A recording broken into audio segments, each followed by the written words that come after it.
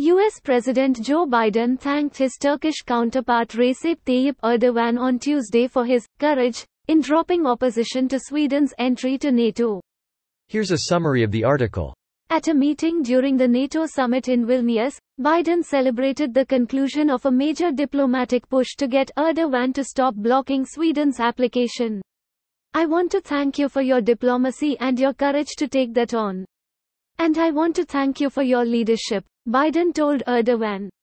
Biden spoke with Erdogan from Air Force One for nearly an hour on Sunday in a bid to break the impasse and avoid an embarrassing failure at the Vilnius summit. For months, Erdogan insisted on a crackdown in Sweden against members of Kurdish movements outlawed in Turkey, something the Swedish government says it has now done. Erdogan had demanded at the last minute that approval for Sweden in NATO would depend on Turkey being able to renew stalled membership talks with the European Union. Another long-standing demand from Turkey for the purchase of modern US F-16 fighter jets seemed to get a boost in the wake of the decision on Sweden. As for the effort by Erdogan to link Turkey's EU aspirations with the Swedish NATO question, Sullivan said Biden has, long, supported Turkey entering the European Union. This post received a score of 4,000, with an upvote ratio of 95%. Here are the top comments in response to this article. That's called diplomacy. Yep. Now Erdogan gets to go back to Turkey like a little 6-year-old child and tell his people that he got a gold star in citizenship today. Seriously though, it's pretty smart of the WH staffers to prepare this particular comment. Erdogan can now strut home as a winner, because the US president publicly praised his courage and leadership, instead of the likely truth that he was given some kind of uncomfortable ultimatum by the group. In the end, everybody got what they wanted, but no one is actually happy, which means a good compromise was achieved. I'm happy seeing NATO grow stronger. I am too, but this right-wing American politician does not.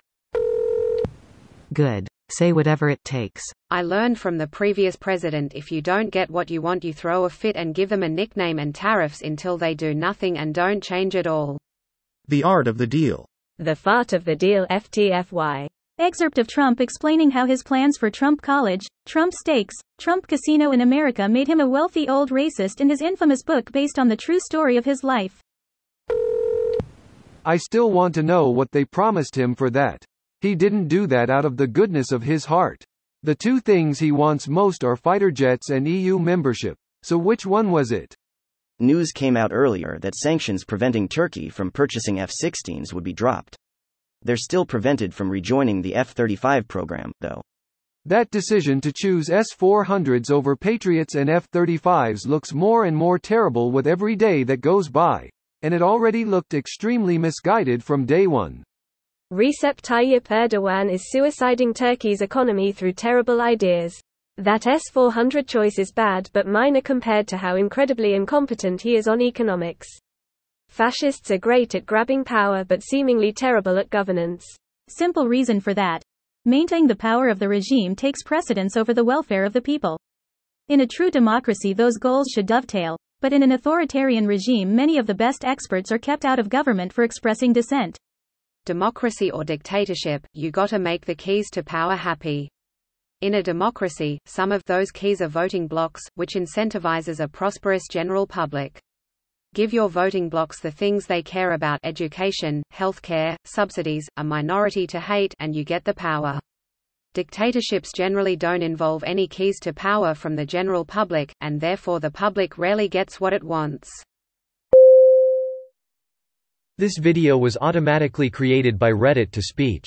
The article and comments in this video were selected from Reddit according to their upvotes, and any paraphrasing was performed by smmry.com, without any human intervention.